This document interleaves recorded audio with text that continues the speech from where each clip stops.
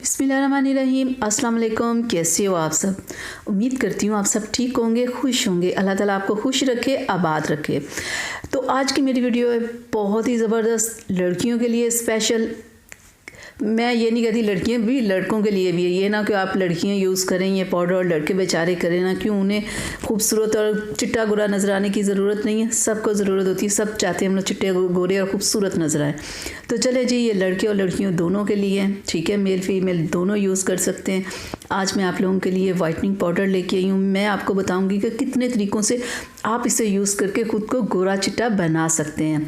आज मैं आप लोगों के लिए सॉफ्ट टच वालों का वाइटनिंग पाउडर लेके आई हूँ। सबसे अच्छी बात कि इसकी प्राइस कम है और काफ़ी मिकदार में होता है और बहुत दफ़ा आप इसे यूज़ कर सकते हैं। ये देखिए, मैं आपको खोल के दिखा दूँ, ठीक है। फिर हम इसके ऊपर डिटेल के साथ बात करेंगे, हम इसे किस किस चीज़ में मिक्स करके लगा सकते हैं और ख़ुद को गोरा बना सकते हैं। वीडियो को आप कंप्लीट देखिएगा, आपको सारी समझ आ जाएगी कि आपने इसे कैसे इस्तेमाल करना है। तो अब मैं आपको बता भी दूं कि अगर आप क्रीम या किसी चीज़ में मिक्स करके अगर फेस पे अप्लाई करते हो तो कितनी मिकदार में आपने इसे लेना है। बहुत ज़्यादा मिकदार में आपने इस पाउडर को नहीं ले लेना, ठीक है। ये देखें ज़रा, बस थोड़ी सी मिकदार में, यानी कि आपकी ब्लीच क्रीम हो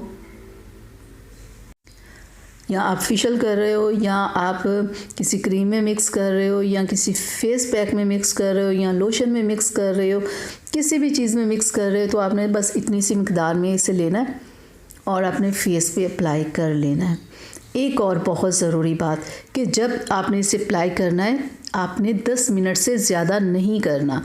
हाँ, अगर आप हाथों और पैरों पे इस्तेमाल कर रहे हो ना, तो फिर आप 20 मिनट या आधा घंटा आप लगा सकते हो, लेकिन फेस पे आपने कभी भी 10 मिनट से ज़्यादा नहीं लगाना, क्योंकि मैं नहीं चाहती आप लोगों की स्किन सेंसिटिव हो जाए, बाद में रेड हो जाए या फिर दाने निकल आए, क्योंकि बहुत सारी स्किन पे प्रॉब्लम्स हो जाती हैं। मैंने बहुत सारे लोगों को देखा ब्लीच क्रीम के बाद या कुछ भी फेशियल वगैरह करवाने के बाद ना, उनकी स्किन पे बहुत ज़्यादा प्रॉब्लम। मसला यही होता है कि ये जो वाइटनिंग पाउडर्स वगैरह होते हैं ज़्यादा इस्तेमाल कर लिए जाते हैं। ज़्यादा टाइम तक आप ना इन्हें लगाओ फेस पे तो कोई प्रॉब्लम नहीं होगी।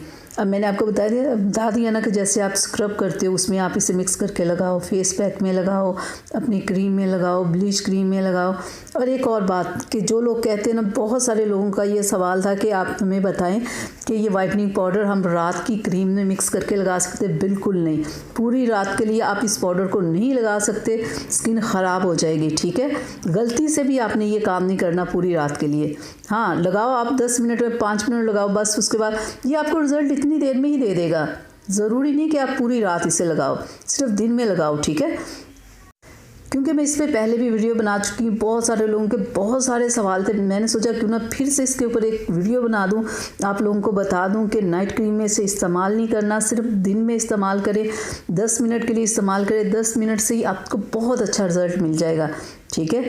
और हाथों और पैरों के लिए मैंने बता दिया, 20 मिनट भी लगा सकते हो, खैर है। आपको पता है हाथ और पैरों की स्किन ज़रा हार्ड होती है, नहीं असर होता, लेकिन स्किन अगर ख़राब हो जाए तो उसका फेस की स्किन का कोई हल नहीं होता। मैं आपको साफ बता रही हूँ।